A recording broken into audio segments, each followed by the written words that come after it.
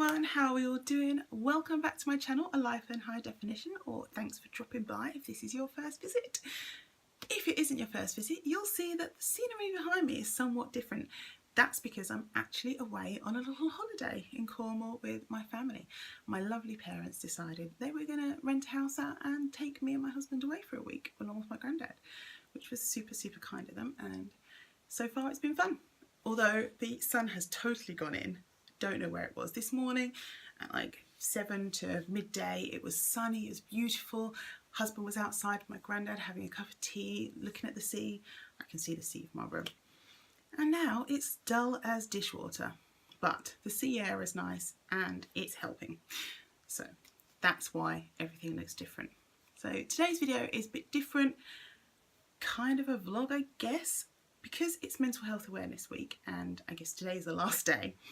I thought, I know a bit about mental health and I wanted to share it with you guys. Not a preach or like, I'm not a doctor, this isn't a super informative session, it's just my life experience. As I've mentioned in a few videos, my husband has schizophrenia, so he's had it the whole time we've been together. And it's not been the easiest thing, but it has taught me a lot.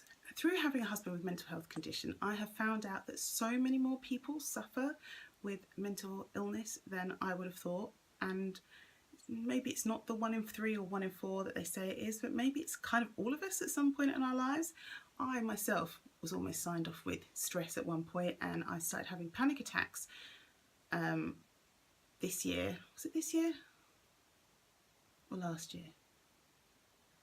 In the last 12 months, I even started having really weird random panic attacks for no reason. I don't like small spaces, but nothing's ever happened to me in a small space.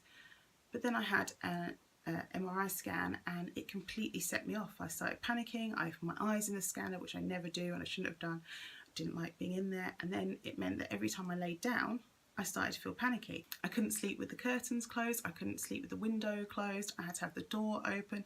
I would lay down and then lie there for about a minute and then have to jump up and go and pace around in the hallway. And I was doing that every night for a few weeks. That gave me a much better understanding of what other people go through. I like to think I'm quite empathetic, but when you actually experience the panic and anxiety, you think, wow, especially when it comes from nowhere. You're just doing your ordinary daily life and out of nowhere comes these horrible sensations. And it's not like you can just say, no, I don't want them. I tell myself, I know everything's fine. I know the bed is safe. I know everything's okay. But I cannot stop my heart racing. I cannot stop the strange feeling in my stomach. I can't stop the thoughts racing around my head that something terrible is happening to my body and I need to get up and move around because this isn't safe. And it gave me a much greater understanding of what my husband goes through every single day, because he experiences hallucinations and delusions and voices and intrusive thoughts that all say things to him that are horrible, like that he should die and that he should jump in a river or jump in the road or whatever is dangerous nearby. Fortunately for both of us, he doesn't act on these things, but it's not nice to have your mind constantly bombarded with that. Having a husband with these symptoms and trying to be open about it, because one of the things, particularly with conditions like schizophrenia, is people get scared of it and they think something terrible is going to happen to me or to him, or they're like, oh, does he ever attack you? Is he dangerous? And no, he's not dangerous. People with schizophrenia are way more likely to harm themselves and kill themselves than they are to harm anyone else. They normally feel, well, I say they normally feel, in my husband's case, he just feels scared and paranoid and frightened. Well, he's coming back from a walk, I wave at him. And all he wants is to be safe and protected. He doesn't want to hurt anyone. He doesn't want to be hurt. I've also had other people in my life who have had postnatal depression, for example, or agoraphobia or depression, or other people who've experienced, like me, sudden anxiety and panic over something that one day was fine and another day just isn't fine, and it can get anyone at any time. So what I really wanted to say is, when people open up to you, that's great. That's a good sign that you are being a good friend, partner, daughter, sister, brother, whatever it is you are to that other person. And even though some of the things they might be saying might sound strange, and you might just think, come on, pull yourself together. Please don't say that. Please just listen to them and try and understand that whatever they're feeling, that feels completely real to them. You know when you go to sleep and you have a super intense dream and you wake up and you're sweating and you're stressed and you look around and you're not sure where you are because the dream was so intense? Or even you wake up from an absolutely amazing dream and you think, oh yes, I've won the lottery, or whatever it is that just happened in your dream. You know how that dream felt so real. I mean, I've had dreams like that where I've cheated on my husband in my dream, and I've woken up and I've been really upset, and I've been like, oh my goodness, how am I going to deal with this? How am I going to tell him? Even though I'm like in my own room, and then I'm suddenly like, oh yeah, I'm at home. Everything's fine. Nothing's gone wrong. Everything's okay. But I still feel a bit of guilt, even though I didn't do anything. So as intensely as that can feel real, that is how symptoms feel to people. They are real. Some people can have thoughts like, oh, if I don't do this in a certain way, or I don't phone a certain person, something terrible is going to happen. Or, oh, when I last did that situation, something bad happened, so it will definitely happen again.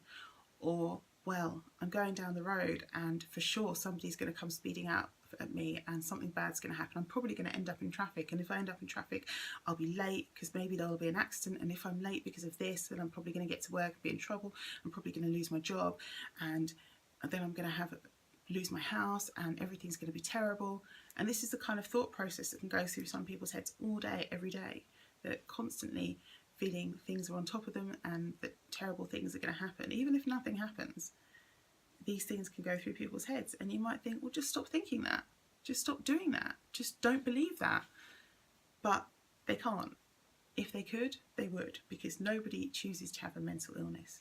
They do not. They do not choose to be mentally unwell in any way. Nobody chooses to be stressed. Nobody chooses to be anxious. Nobody chooses to be depressed. Nobody wants to just have to lay in bed all day because they literally cannot find it within them to get up. Nobody wants to find the simplest tasks difficult. Nobody wants to be restricted to not be able to go out and do what they want to do. So if somebody speaks to you, just listen to what they say and just believe them, because they're not making it up. They're not making up how they feel. It might seem so simple and you might think, oh, well, I can solve it for you. But sometimes these things aren't solved by putting a fix in place. So here's what I'm trying to say is just have kindness and compassion if somebody talks to you about whatever they talk to you about.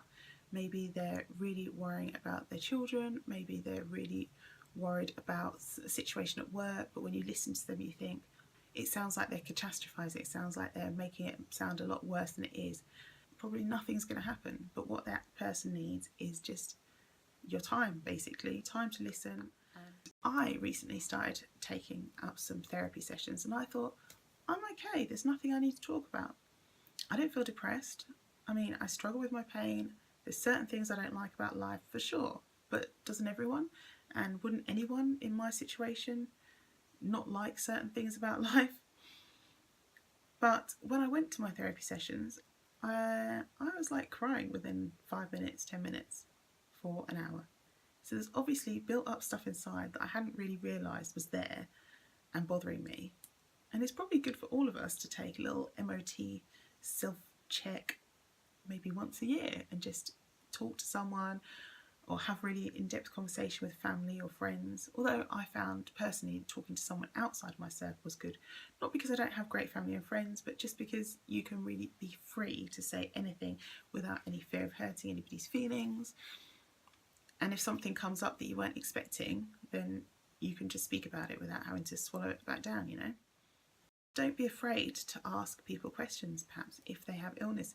People sometimes are hesitant to ask me, but I don't mind people asking, because how will they know if they don't ask? And they probably don't meet that many people with schizophrenia because it's not necessarily that common, and people don't always talk about things. You don't walk up to someone and say, hi, I've got this mental health condition, or hi, I've got this illness. It's not the first thing that comes out of your mouth.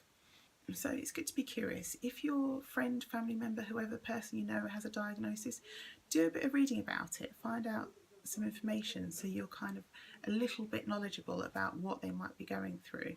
There are lots of carers groups that you can go to get more understanding and get support for yourself if you end up being in a caring role, or even as a not direct carer, but you're around that person and you just want to get a bit more knowledge about the situation. It's good to reach out to other people and hear their experiences and find out other ways that you can cope. If you are feeling unwell and you are having thoughts that you don't want to have and feeling sensations you don't want to have in your life, if you're worrying about things, if things are causing problem with your life, with your work, with your family, then it is good to reach out and talk to someone. You might think, I don't need that, it's not for me. But how can it hurt? I'm sure you don't want to feel like that forever. There's nothing to be ashamed of. Nobody will be worried about going to the doctor with a broken leg, so don't be worried about going because you're having thoughts that you don't want to have anymore. There's nothing wrong with that. It's better to go and get help than it is to suffer in silence. So that's all I wanted to say really. More than likely, someone you know, or even yourself one day, will experience some kind of mental health issues, and it's good to just be there, be kind, have a conversation, be available. We're all the same. There are times in our lives where the smallest things feel like the biggest, and you look back and you think that wasn't, but when I was experiencing that moment, it was horrendous. If you have an illness, don't be afraid to share and speak to people, because people aren't going to understand how you feel unless you tell them. If you keep it all inside, of course no one's going to get why you're behaving a certain way or why you say what you do. Just try and be kind and listen to them and try and get some greater understanding of what it is they're going through, and try and support them as best you can. Just being there and believing what they say is really important, because even if it's not real to you, it's completely real to them how they feel, and it can be pretty horrible. Also, people with illnesses are just the same as people without illnesses. They still can have fun, they still laugh, they're still people. They're just people with a challenge at this moment, or maybe forever, but they are still people, and they shouldn't be excluded from things or even treated with kid gloves to an extent. You can still have a good time with these people. Like my husband, he is unwell and it is really difficult quite a lot of the time, but he still has an amazing sense of humour. He's so smart. Even when his brain tries to stop him being smart, he's got really weird knowledge in there. He's really good at quiz times because he's got some really weird knowledge that he keeps in his brain. And he's just such a kind person. He is just the most pure heart of anybody I've ever met. It's only really, I think, since we've been together that it's been normal for him to discuss his illness. Before, it was like a hidden secret, which made it a lot harder for him to manage because he'd have to hide. Why had we been away? Why had he been in hospital? Where had he been? What had been going on? But now it's okay to be more open about it. And as he's been more open, other people have got more understanding of the situation, and it's helped them too. And then other people in his family have said things to him like, oh yeah, actually I struggled with X, Y, Z, and I maybe had to go into hospital, I had to take antidepressants, or whatever the situation might be. So then you find out you've probably got more in common than you think, which is good, because we're all one people really, aren't we, in the world. And I'm very lucky because he loves me so well. He loves me so much, and I love him so much, so I would take him in any which way he came, and the best role in my life is being his wife. I'm very lucky. So it's not just for Mental Health Awareness Week, it's every week, every day. Just be kind, be open, be friendly, give people a smile and give them a bit of your time, because sometimes that is the best thing you can do for someone when they're struggling. Thank you so much for watching this video. I know it wasn't my usual type, but I thought it was important to share this message this week in my experiences. It's not going to be the same for everyone, but yeah, this is just things that I found in my world that have made sense. Until you see me next time, I hope you live every moment well and take care of yourselves. Bye guys.